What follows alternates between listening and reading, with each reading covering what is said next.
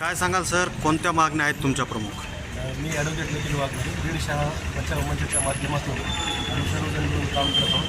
तसंच आमचा एल पक्ष जो आहे यांच्या संयुक्त विद्यमाने आम्ही बीड शहरामध्ये जे काही प्रश्न असतील त्याविषयी वेळोवेळी आवाज उठवण्याचं काम करतो. माझा मुख्य प्रश्न असा आहे की पथदिवे जे आहे यासाठी ज्या प्रशासक आहेत कविता जाधव LD जे आहे तर त्यांनी त्यासाठी मंजुरी दिलेली आहे. तर हे SDM आहे ते SDO पण आहे सब डिव्हिजन ऑफिसर.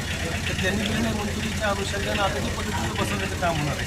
तर ज्या ठिकाणी खरंच गरज आहे अशा ठिकाणी बीड शहर बचाव मंडळाच्या माध्यमातून एक यादी तयार करण्यात येऊन ती त्यांना सुपूर्द करण्यात येईल. तर त्या पद्धतीनं त्यांना ते बसवण्याची अशी अपेक्षा आहे. दुसरी महत्त्वाची गोष्ट अशी आहे की बीड शहरामध्ये कचऱ्याचे ढीग लागलेले अक्षरशः कचऱ्याचे ढीग कुठंही कसल्याही प्रकारची स्वच्छता नाही.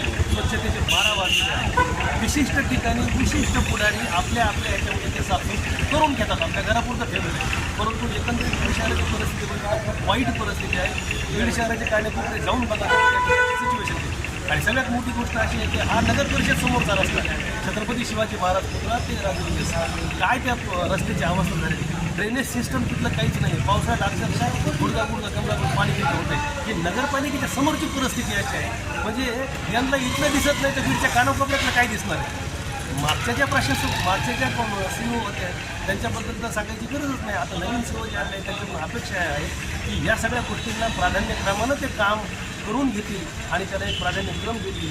आणि आमच्यासारखे जे कोणी आम्ही काही पॉलिटिकल वगैरे नाही आहेत समजा किंवा जे काही पॉलिटिकल आहेत ते सामाजिक हितातून आम्ही काम करत आहोत. तर आमच्या ज्या काही समस्या आहेत किंवा ज्या सूचना आहेत त्याचा सुद्धा ही लोक गांभीर्याने विचार करून त्या पद्धतीने बीड शहराचा जो काही विकास आहे तो करण्याचा प्रयत्न करते अशी आशा व्यक्त करतो.